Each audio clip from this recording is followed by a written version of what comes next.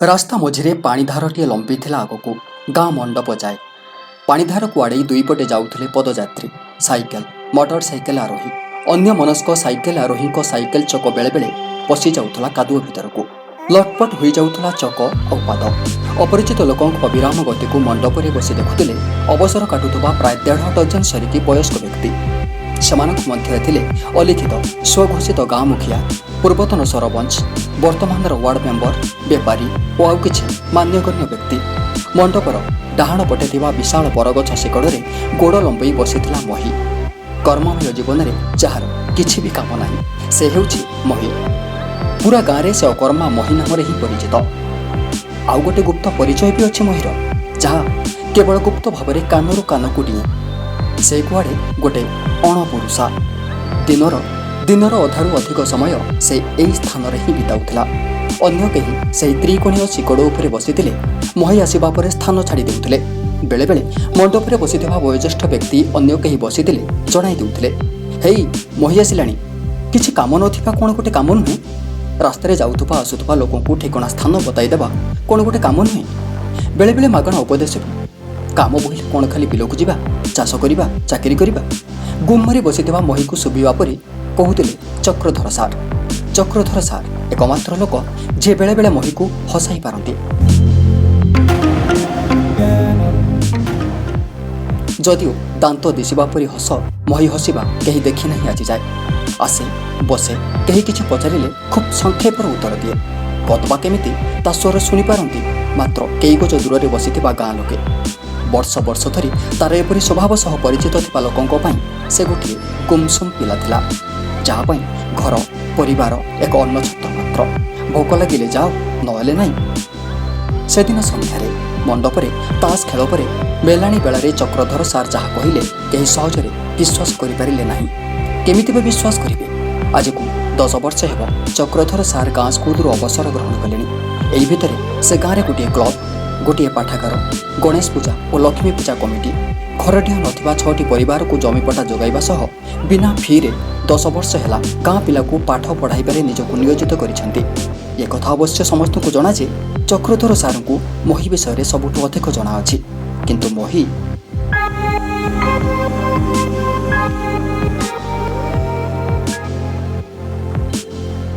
ମହାମାରୀ ପରି କାନ କୁହା କଥା ଧୀରେ ଧୀରେ ବ୍ୟାପିଲା ଗାଁକୁ ଗାଁ। କଥା ଶୁଣିଥିବା ବାହାର ଗାଁର ଲୋକେ ଯେତେବେଳେ ଆମ ଗାଁର କାହାକୁ ବି ଦେଖୁଥିଲେ ପ୍ରଥମେ ମହି ପ୍ରସଙ୍ଗରୁ ହିଁ କଥା ଆରମ୍ଭ କରୁଥିଲେ। ଏବେ ଯିବା ଆସିବା ଲୋକଙ୍କ ପାଇଁ ବରଗଛ ମୂଳେ ବସିଥିବା ମହିକୁ ସ୍ୱଚକ୍ଷୁରେ ଦେଖିବା ଏକ ଆକର୍ଷଣ ପାଲଟି ଯାଇଥିଲା। କେଉଁଠି ବାହାର ଗାଁରେ ଆନନ୍ଦନଗର ଗାଁ କଥା କହୁ କହୁ ଲୋକେ ଚଟକିନି ମହିକୁ ହିଁ ସ୍ମରଣ କରୁଥିଲେ। କେହି ମହି ସହ କଥା ହେବାକୁ ନୂଆ ନୂଆ ଫିକର ପାଞ୍ଚୁଥିଲେ। ଏ ଗାଁର କଥା ଆର ଗାଁରେ ପହଞ୍ଚିବା ବେଳକୁ ଆଉ ଟିକେ ରୋଚକ ହୋଇଯାଉଥିଲା। ଏମିତି ମହିକୁ ନେଇ ଦୁଇଟି ଗୋଷ୍ଠୀଙ୍କର ଆବିର୍ଭାବ ହେଲା, ସପକ୍ଷବାଦୀ ଓ ବିପକ୍ଷବାଦୀ। ଦଳେ ମହି ସମର୍ଥନରେ ରାସ୍ତାକୁ ବାହାରିଲେ ତ ଆଉ ଦଳେ ପଛରେ ରହି କୁଚ୍ଛାରଟନା କରୁଥିଲେ।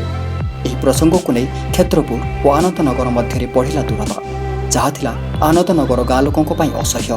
ଯେତେ ହେଲେ ବି ସେମାନେ ନିଜ ଜାତିର ଲୋକ, ଆମ ଉପରେ ହାକିମାତି କରିବେ।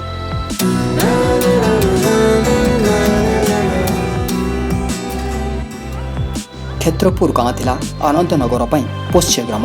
ଏପରିକି କ୍ଷେତ୍ରପୁରର ବାସିନ୍ଦା ବାହାରେ ମଧ୍ୟ ନିଜକୁ ଆନନ୍ଦନଗର ବାସିନ୍ଦା ଭାବରେ ପରିଚୟ ଦେବାକୁ ଭୁଲ ବୋଲି ଭାବୁନଥିଲେ। ଦୁଇ ପଡ଼ୋଶୀ ଗାଁର କଳିନିଆରେ କ୍ରୁତ ଢାଳୁଥିଲେ ପଡ଼ୋଶୀ ଗାଁ ଅପର୍ତ୍ତିପାଳ ଗାଁ ଲୋକେ। କିଛି ଲୋକେ ନିଜ ପୁରୁଣା ରାଗ ସୁଝାଇବାକୁ ଏହାକୁ ଉଚିତ ସମୟ ଭାବି ନେଇଥିଲେ। ସୀମା ବିବାଦ ନେଇ ବେଶ କିଛି ବର୍ଷ ଧରି ଆନନ୍ଦନଗର ଓ ଅପର୍ତ୍ତିପାଳ ଗାଁ ମଧ୍ୟରେ ଲାଗି ରହିଥିଲା ଶୀତଳ ଯୁଦ୍ଧ। ପ୍ରକୃତ କଥା ହେଉଛି ଏପର୍ଯ୍ୟନ୍ତ ଆନନ୍ଦନଗର ଏକ ସ୍ୱତନ୍ତ୍ର ଗାଁର ମାନ୍ୟତା ପାଇନଥିଲା। ଅପର୍ତ୍ତିପାଳ ଗାଁର ଏକ ୱାର୍ଡ ଭାବରେ ଆନନ୍ଦନଗରକୁ ନ୍ୟାଯ୍ୟ ପ୍ରାପ୍ୟ ମଧ୍ୟ ଅନେକ ସମୟରେ ମିଳୁନଥିଲା। ବିଭିନ୍ନ ସରକାରୀ ସୁବିଧାକୁ ଏକତରଫା ଭାବେ ହଡପ କରାଯାଉଥିବା ଅଭିଯୋଗ କରୁଥିଲେ ଆନନ୍ଦନଗର ବାସିନ୍ଦା। ସ୍ୱତନ୍ତ୍ର ଗାଁ ହେବାର ଯୋଗ୍ୟତାକୁ ପ୍ରମାଣିତ କରିବା ପାଇଁ ଆନନ୍ଦନଗର ବାସିନ୍ଦାଙ୍କ ଯୋଜନାକୁ ସଫଳ ହେବାକୁ ଦେଉନଥିଲେ ଅପର୍ତ୍ତିପାଳ ବାସିନ୍ଦା। ଶତ୍ରୁ ପକ୍ଷକୁ ଦୁର୍ବଳ କରିବାକୁ ଏହାକୁ ଏକ ସୁଯୋଗ ମଣି ନେଲେ ଅପର୍ତ୍ତିପାଳ ଗାଁରେ ରାଜନୀତିରେ ସକ୍ରିୟ ଥିବା କିଛି ବ୍ୟକ୍ତି। ପ୍ରଥମେ ରାସ୍ତା ରାଜନୀତି, ପରେ ପୂଜା ରାଜନୀତି, ତାପରେ ନିମନ୍ତ୍ରଣ ପତ୍ର ରାଜନୀତି। ଆନନ୍ଦନଗର ଦେଇ ଯାଇଥିବା ରାସ୍ତାରେ ଯିବା ଆସିବା ସମ୍ପୂର୍ଣ୍ଣ ବନ୍ଦ କରିଦେଲେ ଅପର୍ତ୍ତିପାଳ ଗାଁ ଲୋକେ। ଦୀର୍ଘ ବର୍ଷ ଧରି ଆନନ୍ଦନଗରରେ ହୋଇଆସୁଥିବା ଲକ୍ଷ୍ମୀ ପୂଜା ଓ ଗଣେଶ ପୂଜାକୁ ବର୍ଜନ କରି ସ୍ୱତନ୍ତ୍ର ଭାବରେ ପୂଜା ମଣ୍ଡପ ସ୍ଥାପନ କରାଗଲା।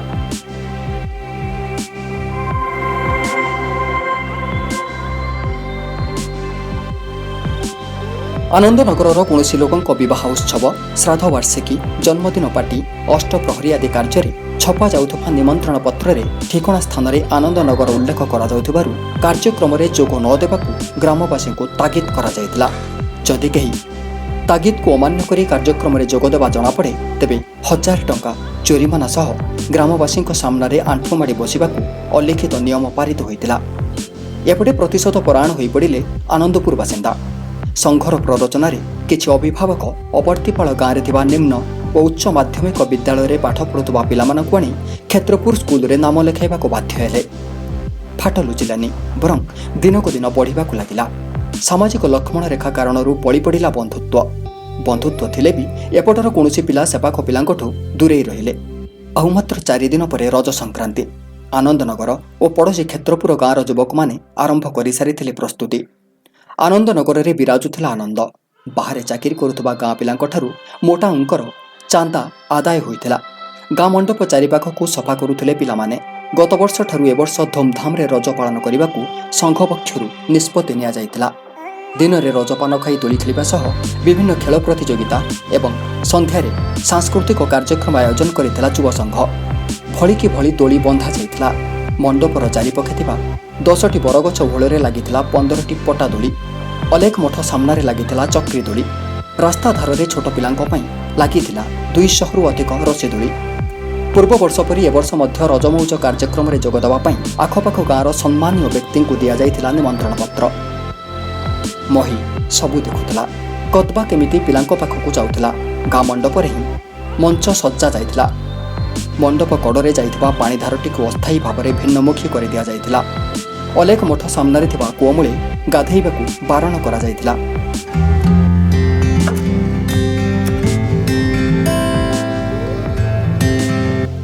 ଶୁଣିବାକୁ ମିଳିଲା ଏବର୍ଷ ରଜମଉଜ କାର୍ଯ୍ୟକ୍ରମରେ ଅବର୍ତ୍ତିପାଳ ଓ କ୍ଷେତ୍ରପୁରର କୌଣସି ବ୍ୟକ୍ତି ଅତିଥି ଭାବରେ ଯୋଗ ଦେବେନି। ନିମନ୍ତ୍ରଣ ପତ୍ରରେ କାର୍ଯ୍ୟକ୍ରମ ଠିକଣା ସ୍ଥାନରେ ଆନନ୍ଦନଗର ଉଲ୍ଲେଖ ଥିବାରୁ ଅବର୍ତ୍ତିପାଳ ଲୋକେ ପର୍ବରେ ସାମିଲ ହେବେ ନାହିଁ ବୋଲି ଖୋଲାଖୋଲି କହୁଥିଲେ।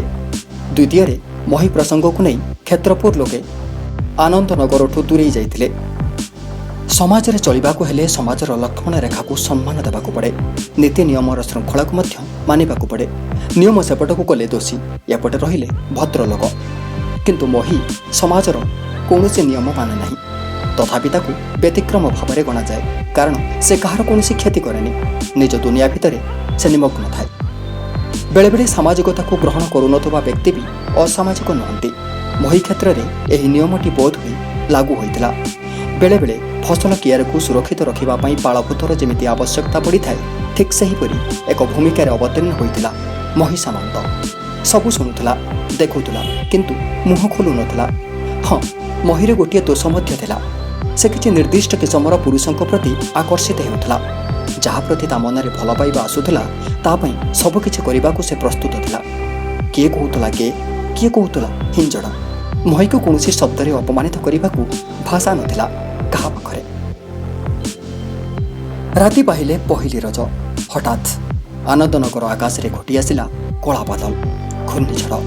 କେଉଁ ଅଶୁଭ ଶକୁନିର କ୍ରୂର ଦୃଷ୍ଟିରେ ପଡ଼ିଯାଇଥିଲା ଆନନ୍ଦନଗର। କ୍ଷେତ୍ରପୁରର ଯୁବକମାନେ ଅଚାନକ ଫେରେଇ ନେଇଥିଲେ ସହଯୋଗର ହାତ। ମିତ୍ରରୁ ବନିଯାଇଥିଲେ ଶତ୍ରୁ। ଯୁଦ୍ଧ ପାଇଁ ଖୋଲା ଆହ୍ୱାନ ଦେଇ ଗାଁ ସୀମାରେ ଠୁଳ କରୁଥିଲେ ଢେଲା ପଥରର ପାହାଡ଼। ରାତାରାତି ବଦଳି ଯାଇଥିଲା ସଂଘର ଠିକଣା। ଦୀର୍ଘ ବର୍ଷ ଧରି ଆନନ୍ଦନଗର ଓ କ୍ଷେତ୍ରପୁରର ଆତ୍ମା ଥିଲା ଗୋଟିଏ ଯାତ୍ରା କମିଟି, ଗୋଟିଏ ପୂଜା କମିଟି, ଗୋଟିଏ କ୍ରିକେଟ ଦଳ, ସବୁ ଥିଲା ଗୋଟିଏ। ବାସ୍ ଏବେ କଡ଼ ଲେଉଟାଉଥିଲା ଇତିହାସର ପୃଷ୍ଠା। ତୀବ୍ର ବେଗରେ ଆସୁଥିବା ମାଙ୍କଡ଼ା ପଥରଟିଏ ବାଜିଥିଲା ମହି ମୁଣ୍ଡରେ। ଯୁଦ୍ଧ ଆରମ୍ଭରେ ଶଙ୍ଖନାଦ ପରି ମହିର ଚିତ୍କାର ଗାଁ ଲୋକଙ୍କ ମଣ୍ଡପ ମୁହାଁ କରିଥିଲା। ଧାର ଧାର ରକ୍ତରେ ଭିଜି ଯାଇଥିଲା ବରଗଛର ଶିକଡ଼।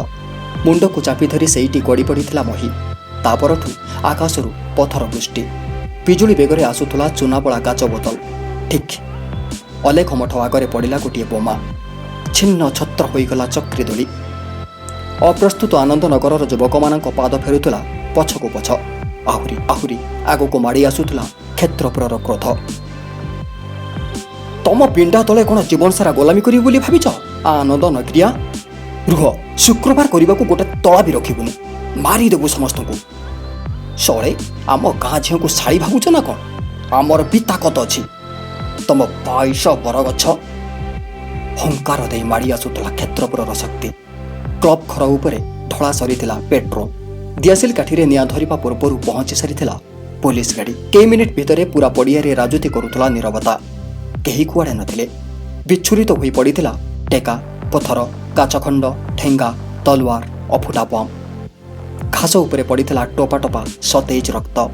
ଝଡ଼ପରର ନୀରବତାକୁ ଖଣ୍ଡନ କରୁଥିଲା କେବଳ ଗୋଟିଏ କରୁଣ କାତର କଣ୍ଠସ୍ୱର। ପୃଥିବୀର ଧୈର୍ଯ୍ୟକୁ ଖଣ୍ଡନ କରିବାକୁ ସମର୍ଥ ଥିଲା ଆରତୀର ଆକୁଳ ଚିତ୍କାର।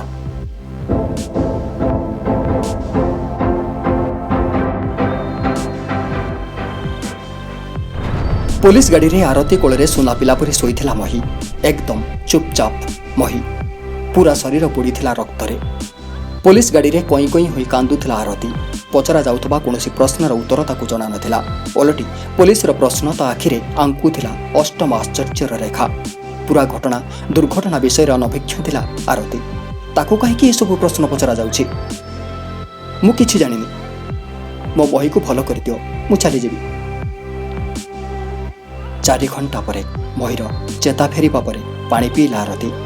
ପୋଲିସ ମୁହଁରୁ ଶୁଣିଥିବା କଥା ସବୁକୁ ମହିକୁ ପଚାରିବାକୁ ମନ ହେଉଥିଲା ଆରତୀର। କିନ୍ତୁ ମହି ମୁହଁକୁ ଚାହିଁବା ପରେ ସେ ସବୁ ଭୁଲିଗଲା। ପୁରୁଷ ଶୂନ୍ୟ ଥିଲା ଦୁଇଟି ଗାଁ। ବ୍ରହ୍ମଚଣ୍ଡାଳ ରାଗର ନିଶା ମୁଣ୍ଡରୁ ଉତରିଯିବା ପରେ ବୋଧହୁଏ ଅନୁତାପର ଅନଳରେ ଜଳିବାକୁ ନିର୍ଜନତା ଲୋଡ଼ୁଥିଲେ ଲୋକେ। ଭୁଲ ଠିକ୍ର ହିସାବ କରିବାକୁ ଲୋଡ଼ା ଥିଲା ଏମିତି ଏକ ଆତ୍ମନିର୍ବାସନ ଯେଉଁଠି ଶତ୍ରୁ ଆଉ ଶତ୍ରୁ ହୋଇ ନଥାଏ। ହରାଇବା ପୂର୍ବରୁ କେହି କ'ଣ ହିସାବ କରିପାରେ ଶାନ୍ତିର ମୂଲ୍ୟ? ନଈକୂଳ ଆମ୍ବ ତୋଟାରେ ହିଁ ଥିଲା ସମାଧାନର ସୂତ୍ର। କାଲି ଶତ୍ରୁ ହୋଇ ପରସ୍ପରକୁ ଆକ୍ରମଣ କରିଥିବା ମଣିଷମାନେ ଆଜି ନିର୍ବିବାଦରେ ସ୍ୱୀକାର କରୁଥିଲେ ନିଜ ଭୁଲ। ଏମିତି ହେବ ବୋଲି ମୁଁ ଜାଣିନଥିଲି। ସବୁ ସେଇ ନୀଳମଣି ମାଷ୍ଟର ପାଇଁ ପରା। ଆମ ମୁଣ୍ଡରେ ଭୂତ ପୂରେଇଥିଲା ସେ। ଆନନ୍ଦନଗରର ଚକ୍ରଧର ସାରଙ୍କ ଆଗରେ ଆଣ୍ଠୁ ମାଡ଼ି ବସିଥିଲା କ୍ଷେତ୍ରପୁରର ଅପୂର୍ବ ସାମଲ। ପିଟବେ ସେ ଶାଲାକୁ, କାଲି ମୋ ବାପାଙ୍କୁ ହାଣିବାକୁ ଗୋଡ଼େଇଥିଲା ଏ ସାମଲ ପୁଅ। ଦୂରରୁ ଅପୂର୍ବକୁ ଦେଖି ଅଣ୍ଟିରେ ଗାମୁଛା ଗୁଡ଼ାଇ ଦୌଡ଼ି ଦୌଡ଼ି ଆସୁଥିଲା କେଦାର। ଆରୁ ହ ଥୟ ଧର, ଚୁପ୍ କର କେଦାର, ମୋ ଗୋଡ଼ରେ ବି ଚୋଟ ବାଜିଛି, ସମସ୍ତେ ଆସ। ଚକ୍ରଧର ସାରଙ୍କ ପାଟି ଶୁଣି ପୁରା ଆମ୍ବ ତୋଟାର କୋଣ ଅନୁକୋଣରୁ ବାହାରି ଆସିଲେ 50ରୁ ଅଧିକ ଲୋକ। ସେ ଭିତରେ ଥିଲେ କ୍ଷେତ୍ରପୁରର ଜଗୁ, ଆର୍ତ, ତିନା, ଫୁକୁନୁ, ମକରା। ଥିଲେ ବି ଆନନ୍ଦନଗରର ତପୁ, ପପୁ, ବିପିନା, ମିଟା, ଆହୁରି କେତେ। ମୁହାଁମୁହିଁ ଆନନ୍ଦନଗର ଓ କ୍ଷେତ୍ରପୁର। ପୁଣି ଗୋଟେ ମହାଭାରତ ହୋଇଯିବ କି? ନଈକୂଳ ଏହି ଆମ୍ବ ତୋଟା ଥିଲା କାଲି ରାତିରେ ଉଭୟ ପକ୍ଷଙ୍କ ଆଶ୍ରୟସ୍ଥଳ। ତୋଟା ସଂଲଗ୍ନ ଜଙ୍ଗଲରେ ପୋଲିସ ଆଖିରୁ ଆତ୍ମଗୋପନ କରିଥିଲେ ଉଭୟ ଗାଁର ଲୋକ। ସେଇ ଗୋଟିଏ ରାତିରେ ହିଁ ବଦଳି ଯାଇଥିଲା ହୃଦୟ, ତୁଟି ଯାଇଥିଲା ରକ୍ତର ନିଶା।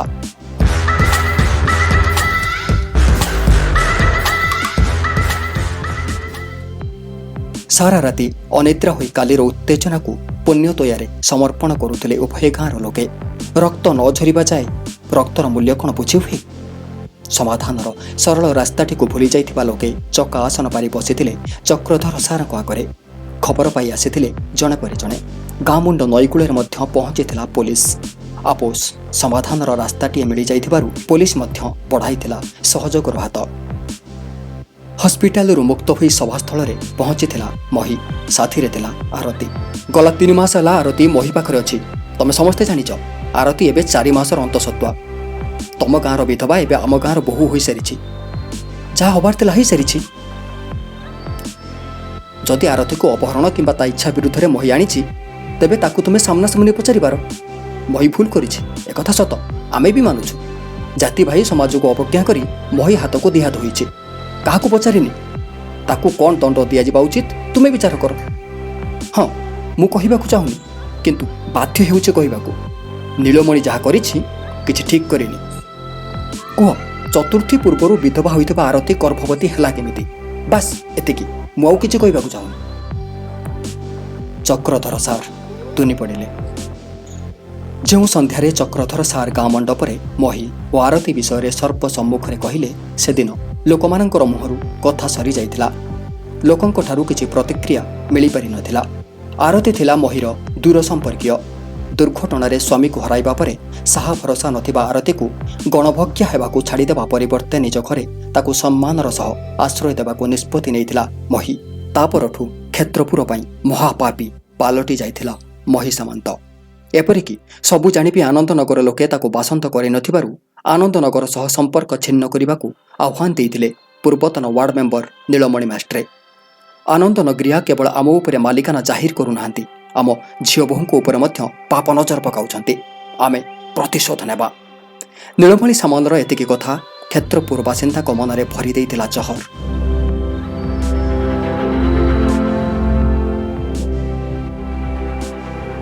ସରିଯାଇଥିଲା ରଜମଉଜ। ଆନନ୍ଦନଗର ଓ କ୍ଷେତ୍ରପୁରର ଯୁବକମାନେ ଅବିର ବୋଳି ହୋଇ ରଜ ବାଟେଇବାକୁ ଚାଲିଥିଲେ ଗାଁ ଦାଣ୍ଡରେ। ସଦ୍ୟ ଡାକ୍ତରଖାନାରୁ ଫେରିଥିବା ମହି ଚାଲିଥିଲା ସମସ୍ତଙ୍କ ଆଗରେ। ସାଙ୍ଗରେ ଓଢ଼ଣା ଦେଇ ଚାଲିଥିଲା ଆରତୀ। ମଣ୍ଡପରେ ବସିଥିଲେ ଚକ୍ରଧର ସାରଙ୍କ ସମେତ ବହୁ ମାନ୍ୟଗଣ୍ୟ ବ୍ୟକ୍ତି। ମହିଟା ଭଲ ପିଲାଟେରେ। ବାଟରେ ଯାଉ ଯାଉ ଅଟକି ଯାଇଥିବା କେହି ଜଣେ ଅପରିଚିତ ବାଟୋଇ କହୁଥିଲା ବଡ଼ ପାଟିରେ। ପୂର୍ବପରି ରାସ୍ତା ମଝିରେ ଚାଲିଥିଲା ପାଣିଧାରଟି ଆଗକୁ ଆଗକୁ।